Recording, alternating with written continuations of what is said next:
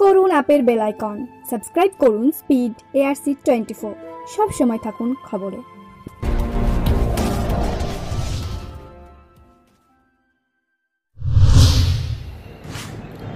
বাংলার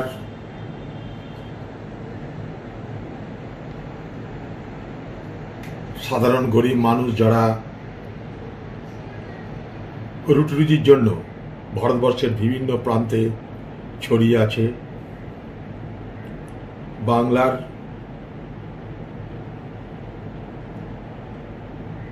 যারা চিকিৎসার জন্য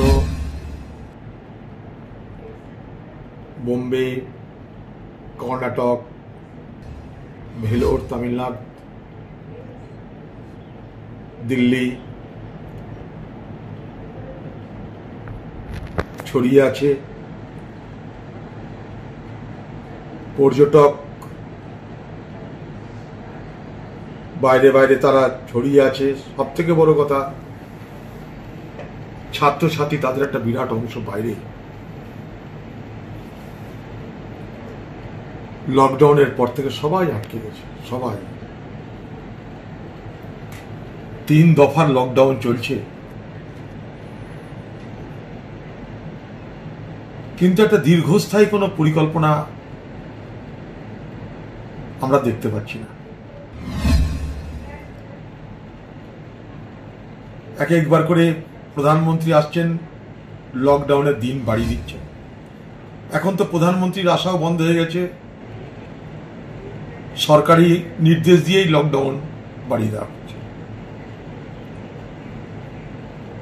দেশের মানুষের স্বাস্থ্যের জন্য, করোনা ভাইরাসের আক্রমণ থেকে বাঁচার জন্য ভারতবর্ষের সরকার যা বলেছে, রাজ্যের সরকার যা বলেছে, মানুষ তাই মেনে নিয়েছে। কিন্তু এখন সরকারের কাছে মানুষের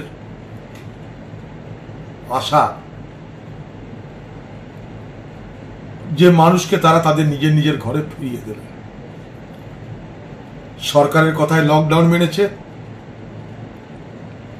সরকারের দায়িত্ব তাদেরকে নিজের নিজের ঘরে ফিরিয়ে দেওয়া।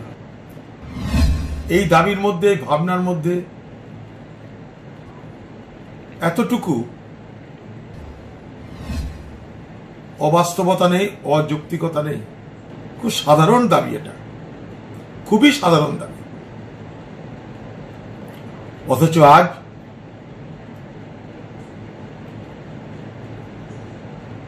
মানুষ ঘরে ফিরতে পারছে না। পশ্চিমবঙ্গের সরকারকে আমি বারবার করে বলেছি,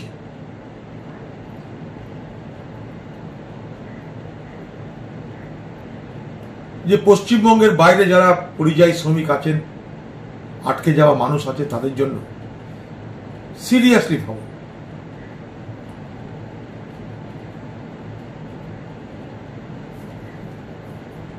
সরকার লকডাউন ছাড় দিচ্ছে, বলে দিল প্রত্যেকটা রাজ্য তার নিজের নিজের রাজ্যের পক্ষ থেকে নোডাল অফিসার নিয়োগ করে যে যে রাজ্যে তাদের পরিযায়ী শ্রমিক আছে তাদেরকে ফিরিয়ে আনার ব্যবস্থা করুন। অর্থাৎ দুটো রাজ্য হচ্ছে তাহলে, একটা অরিজিনেটিং স্টেট আর একটা রিসিভিং স্টেট। অর্থাৎ যেখান থেকে পরিযায়ী শ্রমিককে আনতে হবে আর যেখানে আনতে হবে। মনে করুন কেরলে বহু শ্রমিক আছে, তাই কেরল থেকে নিয়ে আসতে হবে, তাই কেরলটা হচ্ছে অরিজিনেটিং স্টেট। পশ্চিমবঙ্গ নিয়ে আসবে, সেটা হবে রিসিভিং স্টেট। পশ্চিমবঙ্গ সরকার এখন পর্যন্ত আমাকে বলুক তো যে কতগুলো রাজ্যের সঙ্গে যোগাযোগ করেছে। বড় অনীহা দেখাচ্ছে। এক একটা রাজ্যের জন্য এক একটা নোডাল অফিসার দরকার। কেন জানেন? আমার আগে ধারণা ছিল না যে বাংলার বাইরে বাংলার এত মানুষ আছে। জানতাম যে বাংলার বাইরে বাংলার মানুষ তো থাকবেই, কিন্তু বাংলার বাইরে বাংলার এত পরিযায়ী শ্রমিক আছে, তাদের এত বিশাল সংখ্যা আমার জানা ছিল না। তারা কেউ রাজমিস্ত্রির কাজ করে, কেউ ইলেকট্রিকের কাজ করে, কেউ মেকানিক্সের কাজ করে। ছোট খাটো নানা কারণে, এক দুই নয়, শয়ে শয়ে নয়, হাজার হাজার নয়, লাখে লাখে বাংলার মানুষ রুটিরুজির তাড়নায় রাজ্য ছেড়ে পাড়ি দিয়েছে দেশের বিভিন্ন প্রান্তে। এই তথ্য বাংলার সরকারের কাছে জানা আছে কিনা জানি না। পশ্চিমবঙ্গ থেকে কত মানুষ বাইরে আছে যাকে আমরা পরিযায়ী শ্রমিক বলছি, পশ্চিমবঙ্গ সরকারের কাছে তার তথ্য আছে? আমার তো মনে হয় নেই। সেই ডাটা কি আছে? আমার তো মনে হয় নেই। আমি নিজে জানতাম না। লকডাউনের পর থেকে যেভাবে ফোন এসছে আমার কাছে, যেভাবে মানুষের কাতর আবেদন আমি শুনেছি, যেভাবে মানুষের কান্না আমি শুনেছি, যেভাবে মানুষের হতাশা আশঙ্কা আমি শুনেছি, আমি নিজে অবাক হয়েছি যে বাংলার এত মানুষ বাইরে। অরুণাচল, সেখানেও বাংলার লোক, সেখানেও পরিযায়ী শ্রমিক। গোয়া, সেখানেও পরিযায়ী শ্রমিক। কাশ্মীর, অনন্তনাগ, সোপিয়ান, পরিযায়ী শ্রমিক। অন্যান্য রাজ্যগুলো বাদই দিন, কেরল, তামিলনাড়ু, কর্ণাটক, অন্ধ্র, হায়দ্রাবাদে তো থাকবেই। ভারতবর্ষের সব রাজ্যই বলছি। শুধুমাত্র মিজোরামে আমি পরিযায়ী শ্রমিকের কোনো ঠিকানা পাইনি। বাকি ভারতবর্ষের সব রাজ্যে পরিযায়ী শ্রমিক আমাকে ফোন করেছে।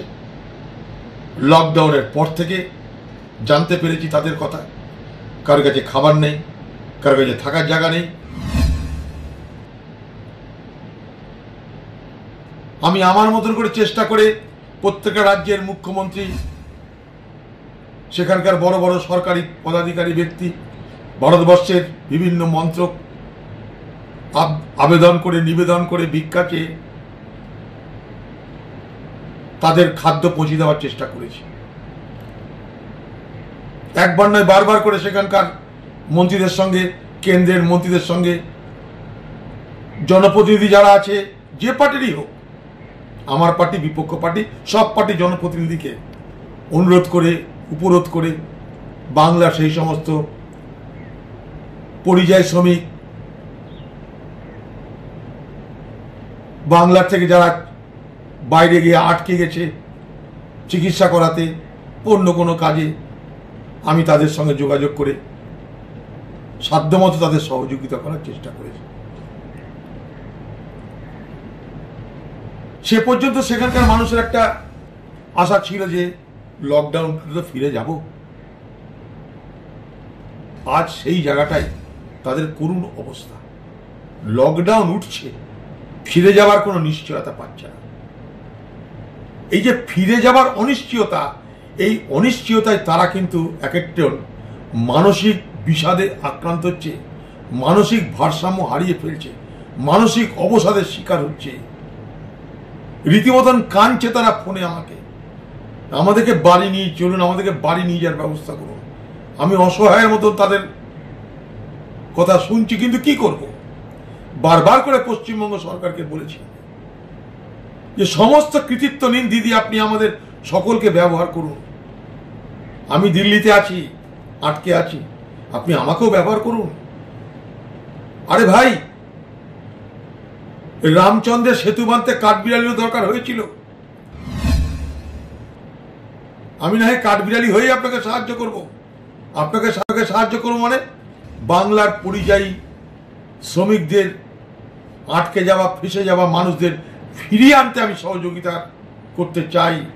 কারণ আমি সেই সমস্ত মানুষদের কান্না, দুঃখ, অবসাদ সব বুঝতে পারছি।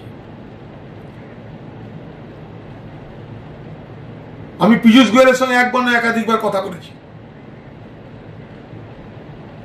পীযূষ গোয়েল আমাকে গতকাল সন্ধ্যা পর্যন্ত বলেছে, বিকেল পর্যন্ত বলেছে যে আজ বেলা 3টে পর্যন্ত তোমাদের রাজ্য থেকে কোনো রিকুইশন আসেনি ট্রেনের। তারপর বলল যে 3টের পর আমাদের কাছে 2টো রিকুইশন এসছে। একটা রাজস্থান, আজমির শরীফ আর একটা কেরল। আমি বললাম দুটো ট্রেনে কি হবে? বলছে কি করব ভাই, রাজ্যকে তৎপর হতে বলো। গতকাল রাত্রে আবার তার সঙ্গে কথা বলেছি, পরশুদিন একবার কথা বলে জানলাম যে রাজস্থান আর কেরল থেকে একটা করে ট্রেন যাবে। গতকাল রাত্রে আবার তার সঙ্গে কথা বলেছি, সেই আমাকে ফোন করেছে, পীযূষ গোয়েল নিজে আমাকে ফোন করেছে, কারণ আমি তাকে খুঁজেছি গোটা দিন ধরে। দিয়ে আমাকে বলছে যে পশ্চিমবঙ্গ সরকারের জন্য একটা ট্রেন আমরা বরাদ্দ করেছি ব্যাঙ্গালোর থেকে, কিন্তু পশ্চিমবঙ্গ সরকার বলছে 7 দিন পর নেব।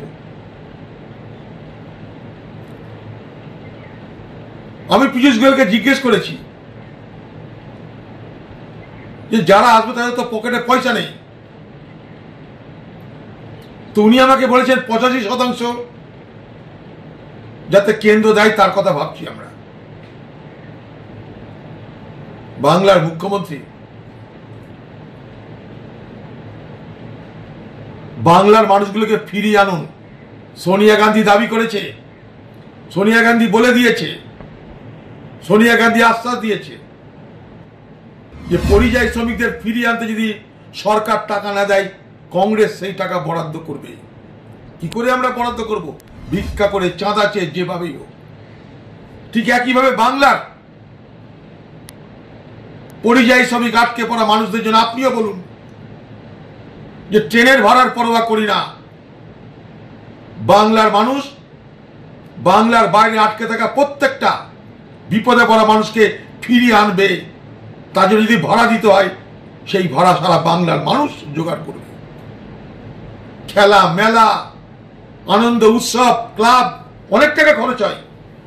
এই সমস্ত পরিবারের মানুষদেরকে নিয়ে আসুন, যত টাকা লাগে খরচ করুন। তার জন্য ভিক্ষা করতে হয়, ভিক্ষা করুন, আমরা সবাই মিলে ভিক্ষা করব। পশ্চিমবঙ্গে 42টা এমপি আছে। আজকে প্রধানমন্ত্রী যখন 2 বছরের এমপিআরের টাকা করোনার ভাইরাসের বিরুদ্ধে লড়ার জন্য কেটে নেয়, আমাদেরকে না জিজ্ঞেস করে কেটে নেয়, তখন তো আমরা প্রতিবাদ করি না। এই দেশের ভালো হয় হোক, হয়তো আমরা বলি এভাবে টাকাটা কাটার দরকার ছিল না, কারণ আমরা করোনার পিছনে টাকাটা খরচা করতে পারতাম। তবু আমাদের না বলে 2 কোটি টাকা, 5 কোটি টাকা যেগুলো আমরা পাই বছরে, সেই 5 কোটি টাকা 2 বছরে কেটে নিয়েছে। আমি পশ্চিমবঙ্গের তৃণমূল নেত্রী মমতা ব্যানার্জিকে, বাংলার মুখ্যমন্ত্রীকে বলবো, আপনি প্রস্তাব দিন কেন্দ্রের কাছে যে পশ্চিমবঙ্গের 42টা এমপি, তাদের প্রত্যেকের যে এমপিআরের টাকা, সেই টাকা থেকে 1 কোটি 2 কোটি করে টাকা রাজ্যের বাইরে থেকে যে সমস্ত শ্রমিক, যে সমস্ত আটকে পড়া মানুষ বাংলায় ফিরে আসবে, তাদের জন্য বরাদ্দ করা হোক। আমি সেই টাকা আপনাকে দেব, আপনি শুধু পারমিশন করে নিন। প্রধানমন্ত্রীকে দাবি করুন, আপনার সঙ্গে সঙ্গে আমিও দাবি করব। পশ্চিমবঙ্গে 42টা এমপিকে টাকা দিতে হবে। পশ্চিমবঙ্গ থেকে সবাই ভোটে জিতেছে, তাদের প্রত্যেকের দায়িত্ব সেই রাজ্যের মানুষগুলোকে বাইরে থেকে ফিরিয়ে নিয়ে আসা। তার জন্য তাদের প্রত্যেকের এমপিআর থেকে 1 কোটি 2 কোটি 3 কোটি যা টাকা লাগে দেওয়ার ব্যবস্থা করা হোক। আপনি এই প্রস্তাব প্রধানমন্ত্রীকে দিন, কারণ টাকার অভাবে বাইরে থেকে আটকে পড়া পরিযায়ী শ্রমিক, সাধারণ মানুষ, তীর্থযাত্রী, পর্যটক, ছাত্রছাত্রী, রুগী ফিরে আসতে পারবে না। এটা হতে পারে না, হতে পারে না, হতে পারে না। তাদেরকে ফিরিয়ে আনতেই হবে। তার জন্য আমাকে যদি কোনো দায়িত্ব দেন, আমি আগেও বলেছি, আজও বলছি, পালন করব। আপনি আরো ট্রেনের দাবি করুন, ট্রেনের জন্য রিকুইজিশন পাঠান। আপনি ভয় পেতে পারেন যে বাংলায় নিয়ে আসবো, হয়তো করোনা সংক্রমণ বেড়ে যাবে। আপনার আশঙ্কা অমূলক, এ কথা কখনো বলবো না, কিন্তু তার মানে এটা নয় যে তাদেরকে আনা যাবে না। আপনার যদি সন্দেহ হয়, যে রাজ্য থেকে আসবে সে রাজ্যের সঙ্গে কথা বলুন, নোডাল অফিসার, যে ভাই ট্রেনে ওঠানোর আগে দেখে দাও যে তাদের করোনা নেই। নামানোর পর আপনি তাদের যে এলাকায় পাঠাবেন সেখানকার প্রশাসনকে বলে দিন যে গ্রামে ঢুকার আগে কোয়ারেন্টাইনে থাকবে, সেখানে স্কুল আছে, প্রত্যেকটা গ্রামে আজকে স্কুল আছে, প্রত্যেকটা গ্রামে আইসিডিএস সেন্টার আছে, প্রত্যেকটা গ্রামে মানুষের রাখার ব্যবস্থা আছে, সেখানে তারা থাকবে। ব্যবস্থা করুন, আপনি একটা পরিকল্পনা করুন। আমার ভয় হচ্ছে অতএব কাউকে আসতে দিব না, এটা তো হতে পারে না। আমার ভয় হচ্ছে, আশঙ্কা হচ্ছে, তাই আমি কাউকে ঢুকতে দিব না বাংলায়, এটা কোনো যুক্তি হতে পারে না। আমার টাকা নেই তাই আমি বাংলার কোনো শ্রমিককে আনবো না, এটারও কোনো যুক্তি নেই। তারা আপনার রাজ্যের বাসিন্দা, তাদের পরিবারের ভোটে আপনি মুখ্যমন্ত্রী হয়েছেন, তাদের ভোটে আমি আপনি সবাই জনপ্রতিনিধি হয়েছি। তাই আজ যখন বিপদের দিন, এই বিপদের দিনে তাদের পাশে যদি আমরা না দাঁড়াই, তাহলে আমরা জনপ্রতিনিধি হলাম কিসের জন্য? ভোটের সময় সবাই আমরা কথা দিই মানুষকে, বিপদে থাকবো, আপদে থাকবো, সুখে থাকবো, দুঃখে থাকবো। এখন কোথায় আমরা দাঁড়িয়ে আছি? কোথায় বাংলার মুখ্যমন্ত্রী দাঁড়িয়েছেন আপনি? এটাই তো সময় মানুষের পাশে দাঁড়ানোর। আপনি মামাটি মানুষের নেতৃত্ব বলে দাবি করেন। পশ্চিমবঙ্গের মানুষের এত বড় বিপদ আমি আমার জীবনে দেখিনি, ভারতবর্ষের মানুষের এত বড় বিপদ আমি আমার জীবনে দেখিনি। তাই সর্বস্ব দিয়ে বাংলার সেই পরিযায়ী শ্রমিকদের, আটকে পড়া মানুষদের ফিরিয়ে আনুন। প্রতিদিন ভারতবর্ষের রেলে কোটি কোটি মানুষ যাতায়াত করে, 2.5 কোটি মানুষ প্রতিদিন ভারতবর্ষের রেলে যাতায়াত করে, 2.5 থেকে 3 কোটি। এক বছরে আমরা কত যাত্রীকে পরিবহন করাই জানেন? রেলের মাধ্যমে সারা পৃথিবীর জনসংখ্যার সমান। ভারতীয় রেল সব পারে। আপনি রেলমন্ত্রী ছিলেন, আপনি জানেন। আমি রেলের ছোট মন্ত্রী ছিলাম, হাফ প্যান্ট পরা মন্ত্রী আপনার ভাষায়। আমি জানি, কাজে লাগান। আপনি আপনার প্রভাব, প্রতিপত্তি, চেনা পরিচয়, আপনার মুখ্যমন্ত্রীত্বের ক্ষমতা প্রয়োগ করুন। আমিও আমার মতন করে একজন জনপ্রতিনিধি হিসাবে আমি আমার ক্ষমতা প্রয়োগ করব। বাংলার সমস্ত জনপ্রতিনিধি তাদের মতন করে, তাদের নিজের নিজের ক্ষমতায় তারা তাদের প্রভাব যা আছে সেগুলোকে প্রয়োগ করুক। বাংলার মানুষকে আসুন আমরা সবাই মিলে তাদের ঘরে ফিরিয়ে আনি।